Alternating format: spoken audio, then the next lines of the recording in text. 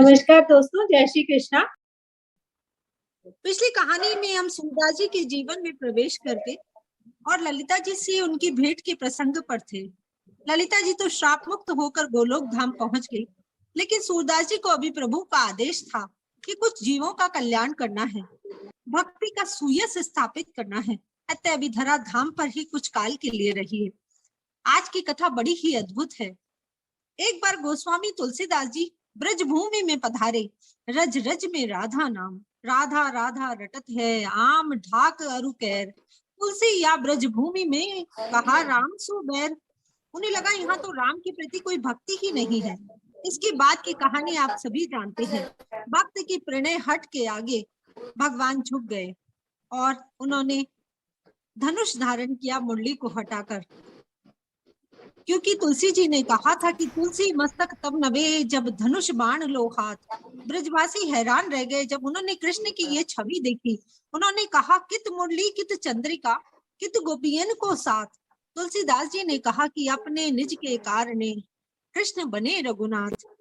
तो ये भक्ति का सुयश वहां ने, राम जी की भक्ति का सुयश तुलसीदास जी ने वहां स्थापित किया। आज भी वृंदावन की ज्ञान गुदड़ी के कृष्ण मंदिर में धनुष धारण कर रखा है कृष्ण की उस प्रतिमा ने। आज भी आप जाकर उसका दर्शन कर सकते हैं। जब सूरदास जी को पता चला कि गोस्वामी जी पधारे हैं, तो सूरदास जी भी यमुना के तट पर उनसे मिलने के लिए गए।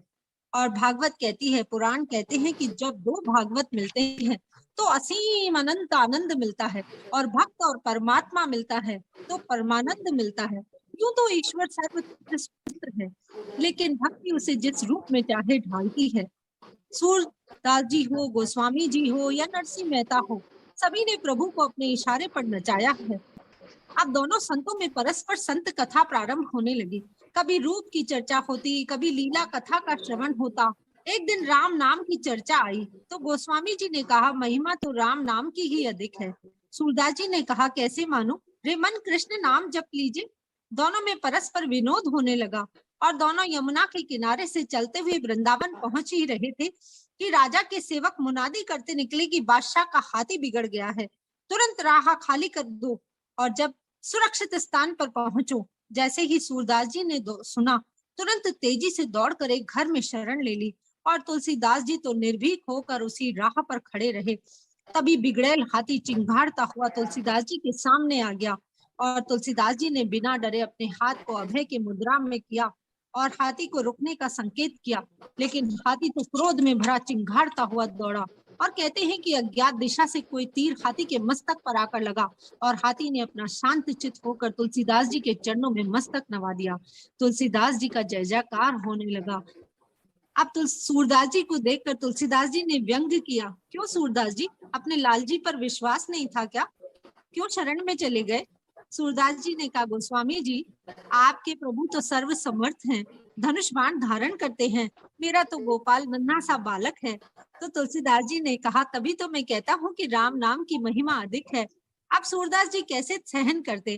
बोले, तुलसीदास जी, आप ब्रज की भूमि में पधारे हो, महिमा तो मेरे कृष्ण की ही अधिक है।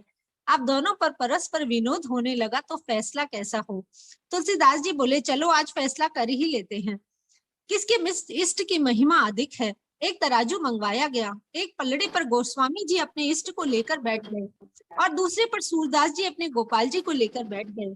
संयोग की ही बात कहिए, तुलसीदास जी का पलड़ा झुक गया और राम नाम की महिमा को प्रतिपादित कर गया।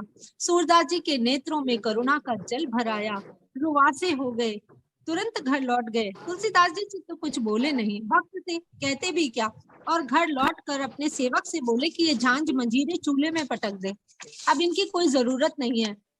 सेवक बोला, ऐसा क्यों कहते हो? सूरदास जी बोले, पूरा जीवन झांझ मंजीरे कृष्ण नाम की कूटे और आज गोपाल जी ने हमारी नीची दिखा दी। कृष्ण से कुपित हो गए और आज तो मंदिर में सेवा में भी नहीं पधारे। अब तो श्रीनाथ जी को भोग लगा तो प्रभु तो आज भोग अरोगे ही नहीं, क्योंकि सूरदास जी पद नहीं गा रहे हैं। अब श्रीनाथ जी तो राग और भोग के ठाकुर हैं। समझ गए कि भक्त मेरा नाराज है, बालक का रूप धारण करके पधारे। सूरदास जी ने तो मिलने से ही मना कर दिया। अब प्रभु बोले, बाबा तनिक हमारी विनती तो सुन लो। सूरदास जी बोले, क्या सुने लाल जी अब आपको? जब हमको आपकी जरूरत थी तब आप भाग गए, तब तो आप आए नहीं। क्या मैं आपके नाम की महिमा नहीं जानता? हेम का सुमेर दान, रत्न अनेक दान, गज दान, अन्न दान, भूमि दान करही, मोतियन को तुला दान, मकर प्रयाग नहान, ग्रहण में काशी दान, चित्त शुद्ध धरही, सेज दान, कन्या दान, कुरुक्षेत्र गोदान, इतने में पापन को नेक हुना हरही, और कृष्ण केसरी को नाम एक बार लेते ही ध्रुव पापिन तीनों लोकन में छिन्न माहे ये तरी। क्या हम आपके नाम की महिमा नहीं जानते? क्यों लज्जित किया मुझे गोस्वामी जी के सामने? और रोने लगे। भगवान बोले, बाबा हमारी विनती तो सुनो, आप हारे, इसमें हमारी कोई गलती नहीं है। आप जानते हो गोस्वामी शरीर से हट्टे कट्टे हैं और आप दुबले पतले हो। फिर आप जरा ध्यान धरो तो गोस्वामी जी क्या बोलकर पलड़े में बैठे थे? सूरदास जी बोले, सियावर रामचंद्र की जय कहकर बैठे थे। ठाकुर जी बोले, और बाबा आप क्या बोले? सूरदास जी बोले, लाल जी हम तो आपका ही नाम जपते हैं, तो हम तो कृष्ण कृष्ण बोलकर ही पलड़े पर बैठे थे। मेरे ठाकुर जी तो बातें बनाने में बड़े चतुर हैं, उन्हें बड़ा आनंद आता है। बोले, बाबा अब बताओ, आप दुबले पतले, मैं नन्हा सा बालक, और तुलसीदास जी तो माता जी को भी पलड़े में बिठाया था। बाबा अगर आप भी हमारे साथ राधिका किशोरी को बिठाते तो आपके चरणों की सौगंध मैं त्रिभुवन को झुका देता।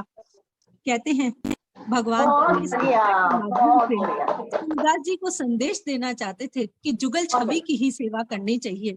और ये कहानी एक शिक्षा देती है कि भक्तों से कभी विवाद नहीं करना चाहिए, क्योंकि भक्तों से विवाद करोगे तो मुश्किल में मेरे ठाकुर जी पड़ जाते हैं। अतः भक्ति तो परम सुखदायिनी है। जीवन का कल्याण चाहते हो तो राधा कृष्ण या सीता राम का नाम जप करो। जय श्री कृष्ण। अरे वाह।